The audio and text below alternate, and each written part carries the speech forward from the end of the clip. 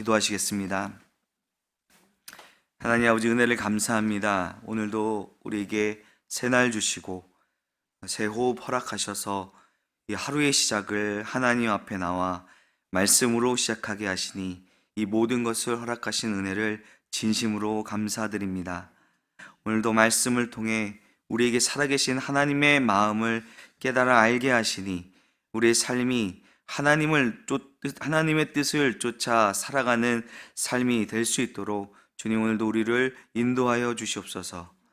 하나님, 우리는 연약하여 하늘의 신령한 것들로 우리의 삶이 채워지지 않을 때에 세상의 것들로 가득 차게 되고 우리 안에 있는 욕심과 죄에 대한 열망이 우리를 사로잡아 하나님의 뜻을 가리우고 하나님과 멀어지며 죄에 무감각하게 될 때가 있습니다. 그렇게 오늘도 하나님 앞에 엎드려 간구하는 것은 오직 주의 말씀으로 우리를 온전히 붙들어 주셔서 우리가 이 험난한 세상 가운데서 자로나 우러나 치우치지 않게 하시고 오직 예수님께서 보여주신 그 믿음과 순종의 길을 따라 걸어가는 하나님의 사람들 되게 하여 주시옵소서. 하나님, 이 나라와 민족을 위하여 기도드립니다. 하나님께서 이때까지 이 나라를 지키시고 보호하여 주셨음을 감사합니다. 하나님께서 대한민국을 이만큼 세워주신 것은 우리나라와 민족이 이 시대에 감당해야 할 하나님의 사명이 있기 때문인 줄 압니다.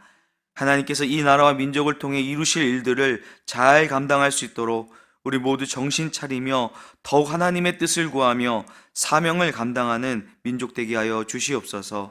먼저 우리 가운데 역사하는 분열과 갈등의 영들이 예수 그리스도의 이름으로 떠나가게 하옵시고 어떠한 정치적 이념이나 각자의 생각에 따라 나와 다른 사람들을 함부로 정죄하고 배척했던 우리의 완악함과 교만과 그리고 폭력적인 모든 것들을 고백하오니 그리스도의 보혈로 덮어주시고 깨끗게 씻어주셔서 우리가 그리스도 안에서 한 형제요 하나님의 나라의 한 백성임을 기억하며 나보다 남을 낮게 여기고 존중하고 사랑하고 연합하는 이 나라 이 민족 되게 하여 주시옵소서. 여러 가지 혼란한 전국 속에 있지만 그럼에도 하나님의 뜻이 이루어지게 될 것을 믿습니다. 위정자들이 겸손히 그들의 권세가 하나님께서 허락하신 것임을 인정하며 자신들에게 맡겨진 일들을 성실하게 감당하며 이 땅 가운데 하나님의 공의와 정의와 사랑이 실현되도록 그들을 도구로 사용하여 주시옵소서. 하나님, 우리 영화교회를 위하여 기도합니다. 하나님께서 복 내려주셔서 우리로 성전 건축을 할 수 있도록 허락하여 주심을 감사합니다. 다윗이 성전을 짓고자 했지만 하나님께서 허락지 아니하시고 그 아들 솔로몬을 통하여 하나님의 전을 짓게 하셨고 그에게 전무후무한 복을 내려주셨던 것처럼 우리로 하나님의 전을 짓는 것에 대한 간절한 기대와 소망이 있게 하여 주시고 이 과정을 통해서 하나님께서 우리 가운데 살아계시고 역사하시는 하나님이심을 경험하며 증거하는 복된 가정 되게 하여 주시옵소서. 공사 현장의 안전을 지켜주시고 모든 요소, 모든 여건들을 주장하여 주셔서 하나님의 뜻 안에서 아름다운 성전이 세워질 수 있도록 모든 공정 과정과 안전을 지켜보아여 주시기를 간절히 소망합니다. 이 일을 위하여 앞장서 세우신 이들을 기억하여 주옵소서. 특별히 시공을 맡은 우리마을 ENC와 감리를 맡은 니로제 그리고 건축의 모든 과정을 전문가적 시각으로 점검하는 이봉 소장님 그리고 건축위원들이 정말 성실과 책임으로 서로 협력하여 가장 아름다운 성전을 하나님께 올려드릴 수 있도록 지혜와 능력을 그들에게 허락하여 주시옵소서. 하나님, 우리 윤광서 담임 목사님을 위하여 기도드립니다. 영혼을 살리고 세우는 귀한 사명을 감당하기 위하여 목회자 세미나에 참석 중에 있사오니 그곳에서 무엇보다 하나님의 마음을 깨달아 알게 하시고 이 시대와 지역에 알맞는 전도와 선교의 방법과 통찰을 얻어 하나님께서 맡기신 교회와 목양의 사명을 잘 감당할 수 있게 하여 주시옵소서. 오가는 길과 건강을 눈동자처럼 지켜 주시옵소서. 하나님, 우리 교회 장로님, 권사님, 집사님, 모든 직분자들과 사역자들을 기억하여 주옵소서. 몸된 교회를 위하여 주님께서 각자에게 은사를 허락하시고 그 은사대로 성도를 온전케 하는 그 섬김을 위하여 부르셨사오니 힘 주시고 능력 주셔서 주의 일에 헌신할 때에 기쁨과 감사가 넘치는 은혜를 부어 주시옵소서. 하나님, 특별히 구역 모임을 통하여 하나님 나라의 한 식구됨을 확인하는 기회가 되게 하여 주시옵소서. 함께 말씀을 나누고 삶을 나누고 서로를 위해 뜨겁게 중보할 때에 그 모임 가운데 성령께서 함께하여 주시고 세상 그 어떤 모임에서도 얻을 수 없는 진정한 하나됨을 경험하며 영혼이 살아나며 자라가는 은혜가 각 구역 모임 가운데 일어나게 하여 주시옵소서. 구역장, 권찰, 우리 구역 리더들에게 힘과 지혜를 허락하시고 그 일을 감당함으로 영혼을 살리는 기쁨을 경험케 하여 주시옵소서. 하나님, 우리 영화의 다음 세대를 위해 기도합니다. 유아 유치부부터 새벽 이슬에 이르기까지 젊은 날에 창조주 하나님을 기억함으로 그들의 인생이 가장 복된 길, 하나님께서 계획해 놓으신 그 하나님의 꿈을 따라 비전을 따라 살아가는 삶이 되게 하여 주시기를 간절히 원합니다. 인생의 어려움을 만날 때마다 세상의 방법을 찾는 것이 아니라 살아계신 하나님 앞에 엎드려 하나님의 뜻을 구하며 찾고 발견하여 그 길로 순종하며 나가게 하옵소서. 학업 중에 있는 자녀들에게 지혜를 더하여 주시고 그들의 삶의 자리에서 하나님의 자녀로서의 정체성을 지켜내며 이 세상 가운데 빛과 소금으로 살아갈 수 있도록 굳건한 믿음 위에 세워주시기를 간절히 구합니다. 하나님, 우리 교회 연로하신 엘리모 어르신들을 위하여 기도합니다. 이제까지의 삶의 여정을 지켜주셨고 보호하여 주셨음을 감사드립니다. 앞으로 남은 생에도 영혼 육이 강건케 하시고 더욱 하나님 주시는 평강 가운데 기쁨과 감사가 넘치는 삶이 되도록 인도하여 주옵소서. 그간 살아오며 하나님을 만났던 모든 경험이 믿음의 아름다운 유산이 되어 자녀손들뿐만 아니라 우리 영화 공동체에게 주시는 복된 은혜의 경험들이 되게 하여 주시옵소서. 하나님, 우리 믿음의 권속들 가운데 육신의 연약함으로 인해 고통하고 어려운 가운데 있는 성도들 주님 찾아가 만나 주시옵소서. 그 고통과 아픔 가운데서 하나님의 뜻을 발견하게 하시고 치료하시는 하나님의 그 회복케 하시는 놀라운 은혜를 경험케 하여 주시옵소서. 영적 침체와 낭망에 빠진 영혼들 불쌍히 여겨주시고 그들의 무너진 믿음을 일으켜 주셔서 모든 삶에 어그러진 것들이 회복되며 새 힘을 얻는 은혜를 주시옵소서. 하나님, 오늘도 세계 열방 가운데 복음 들고 나가 있는 선교 동역자들을 위하여 기도합니다. 그들이 울며 씨를 뿌리는 그 모든 사역 가운데 기쁨으로 단을 거두는 은혜를 허락하여 주시옵소서. 선교사들의 가정과 사역과 특별히 자녀들을 복된 길로 인도하여 주시옵소서. 오늘도 사랑하는 가족과 교회 그리고 이 나라를 떠나 있는 우리 믿음의 권속들, 국방의 의무를 감당하고 있는 우리 청년들, 하나님, 그들이 어디에 있든지 우리가 서로 믿음 안에서 서로 중보하고 있는 한 식구임을 기억하게 하시고 다시 만나는 그날까지 서로를 향한 중보의 기도가 끊어지지 않게 하시고 우리가 그리스도 안에서 함께 지어져가는 믿음의 공동체 되게 하여 주시옵소서. 오늘도 주님 말씀 듣기 원합니다.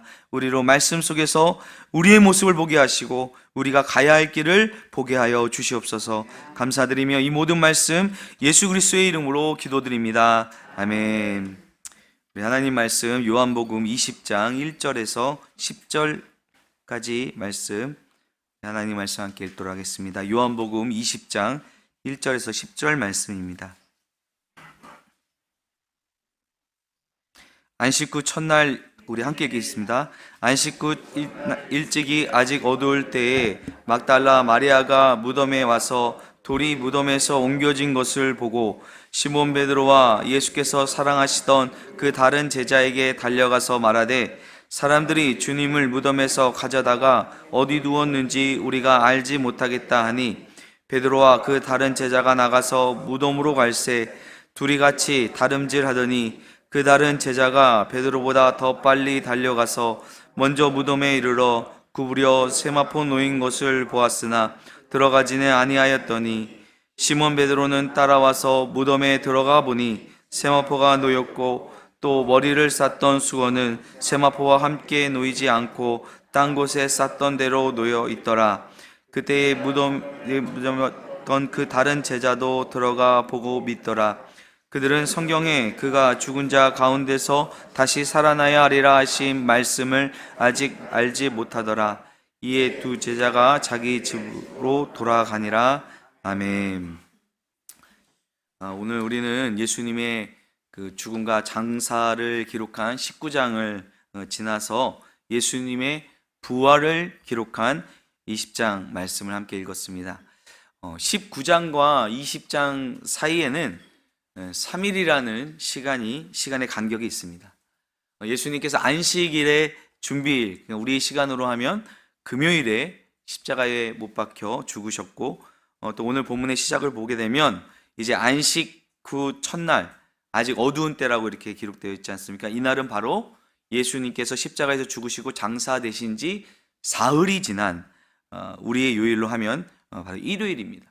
우리가 일요일, 주일, 주의 날이라고 이 날을 부르는 것은 바로 이 날이 예수님께서 사망 권세를 이기시고 부활하신 날이기 때문입니다.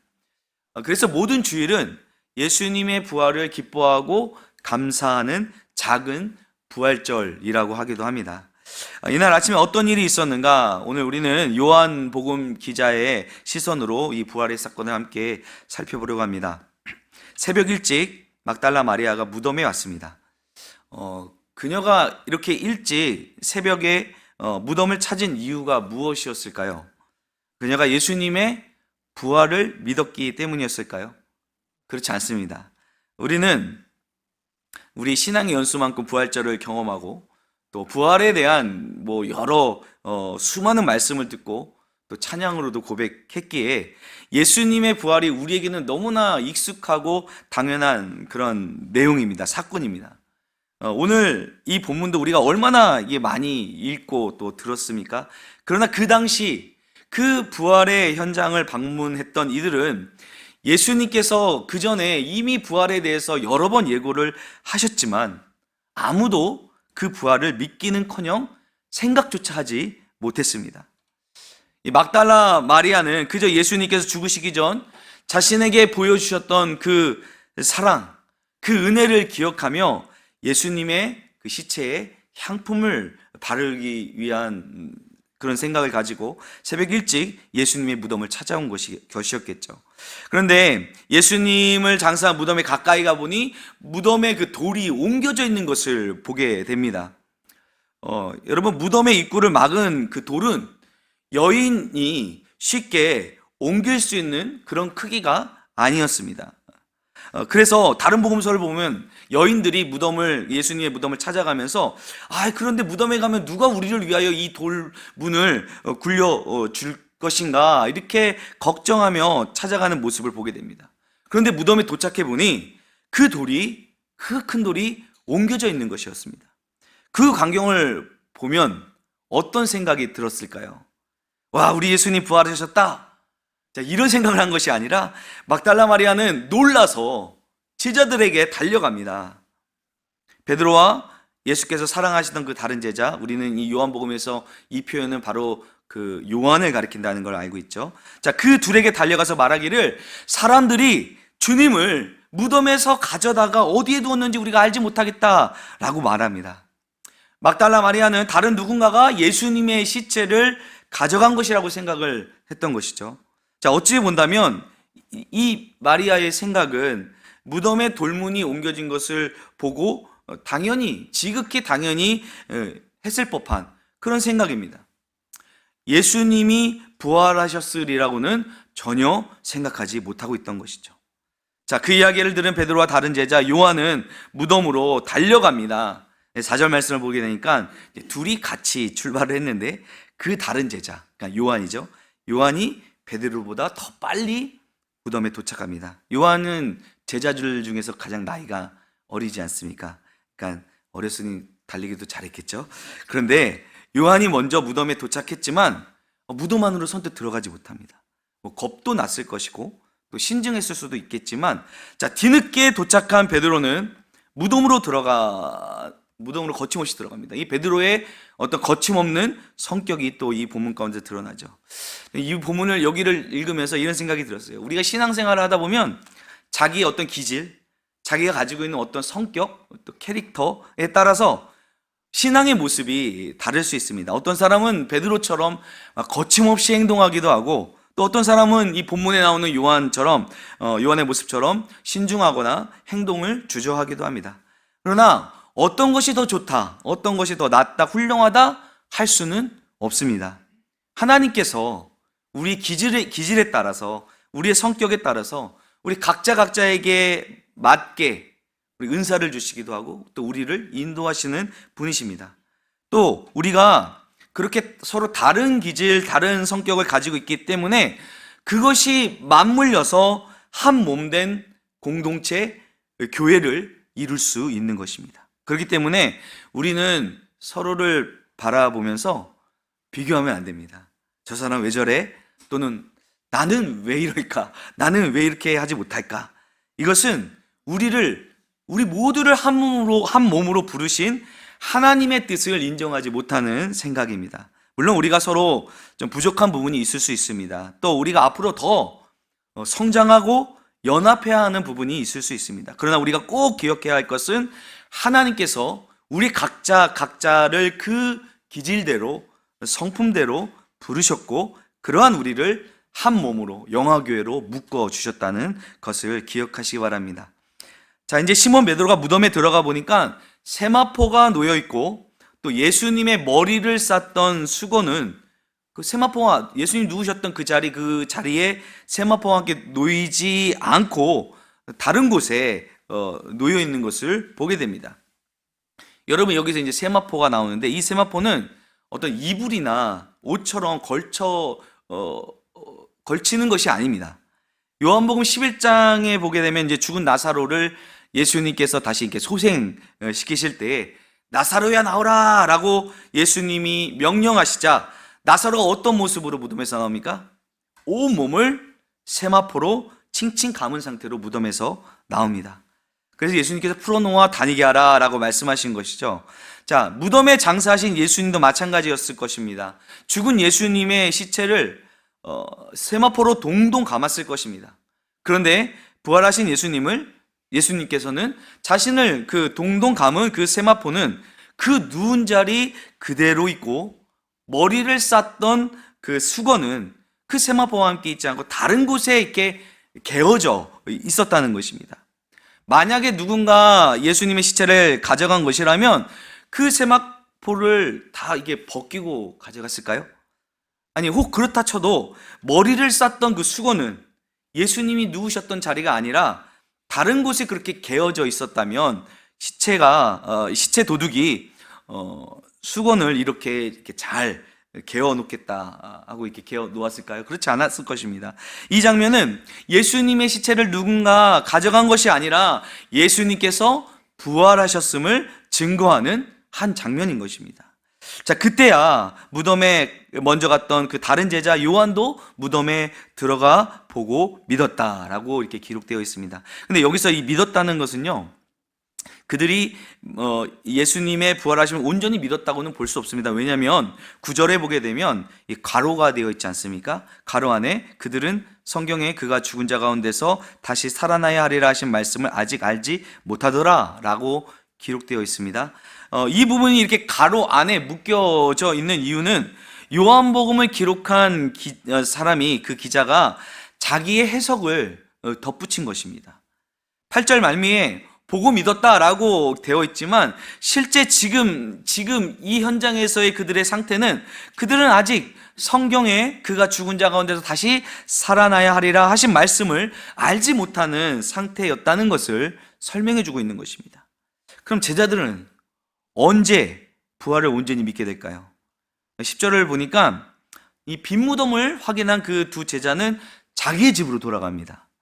빈 무덤을 목격했음에도 그들은 여전히 자기들의 집으로 돌아가는 모습을 보면 그들이 아직 온전히 예수님의 부활을 믿지 못한 것임을 또 볼 수가 있게 되죠. 그럼 언제 부활을 온전히 믿게 될까요? 부활하신 예수님을 만난 뒤에 예수님의 부활을 온전히 믿게 되었을까요? 물론 그들이 부활하신 예수님을 만났을 때 당연히 보았으니 믿을 수밖에 없는 것이죠. 그런데 예수님의 부활을 보지 못했던 도마는 내가 부활하신 예수님을 봐야지만 믿겠다라고 했습니다. 그런데 여러분, 제자들이요, 부활하신 예수님을 만나도요, 여전히 갈팡지팡합니다. 부활하신 예수님을 만나고도 예수님을 만나기 전에 그 자신의 생업이었던 어부의 자리로 돌아가는 모습을 이제 요한복음 나중에 또 보게 됩니다. 그럼 언제 그들이 부활을 온전히 믿고, 부활을 믿는다는 것은 부활의 증인이 된다는 것이거든요. 제자들이 이 부활의 증인으로 나서는 장면은 바로 그들에게 성령이 임하셨을 때, 그들이 성령의 충만함을 입었을 때 드디어 그들은 부활을 온전히 믿게 되고 예루살렘 거리로 뛰쳐나가서 부활을 증언하게 됩니다. 그렇다면 부활을 온전히 믿게 되는 것은 빈 무덤을 보았다고, 또는 부활하신 예수님을 직접 만났다고 무엇인가를 확실히 보았기에 믿게 되는 것이 아니라 성령님이 임하시면, 성령의 충만함을 입으면 부활을 온전히 믿게 된다는 것입니다. 근데 여러분, 성령이 임하신다는 것을 좀 더 깊게 생각해 본다면, 막 뜨겁게 기도해서 신비한 체험을 하는 것은 성령 충만함을 입은 것의 한 현상은 될 수 있어도, 성령 충만의 본질은 예수님께서 이미 요한복음에 말씀하셨어요. 예수님께서 말씀하신 대로 진리의 성령이 우리에게 오시면 우리에게 어떤 일을 행하시냐? 바로 말씀이 생각나게 하신다는 것입니다. 오늘 본문에서 베드로와 요한은 빈 무덤을 보았지만 그들은 성경에 그가 죽은 자 가운데서 다시 살아나야 하리라 하신 말씀을 알지 못했다라고 기록하고 있습니다. 막달라 마리아도, 그 어떤 제자도 예수님께서 그렇게 순환을 예고하시면서 함께 내가 부활할 것이다 라고 예고하셨지만 아무도 그것을 기억하지 못하고 아무도 생각하지 못했습니다. 오히려 누가복음에 보니까 엠마오로 가던 제자들이 그 부활하신 예수님을 알아보지 못했지만 그 예수님과 동행하면서 예수님께서 말씀을 가르쳐 주실 때 그들의 마음이 뜨거워지면서, 다시 말해서 성령께서 임하시면서 그제서야 그들이 말씀이 깨달아지게 되는 것이고, 그제서야 그들이 진정으로 예수님을, 부활하신 예수님을 믿게 되는 모습을 우리는 볼 수가 있습니다. 사랑하는 여러분, 우리는 이 부활의 모습을 통해, 부활의 모습을 말씀을 통해 보게 됩니다. 우리는 그 빈 무덤의 현장에 가보지도 못했고, 그 현장에 있지도 않았고, 부활하신 예수님을 만나보지도 못했습니다. 그러나 우리는 그 부활을 오늘 이 말씀을 통해 만나게 됩니다. 보지는 못했지만 우리는 믿습니다. 그것은 우리 안에 성령께서 우리를 믿게 하시는 것입니다.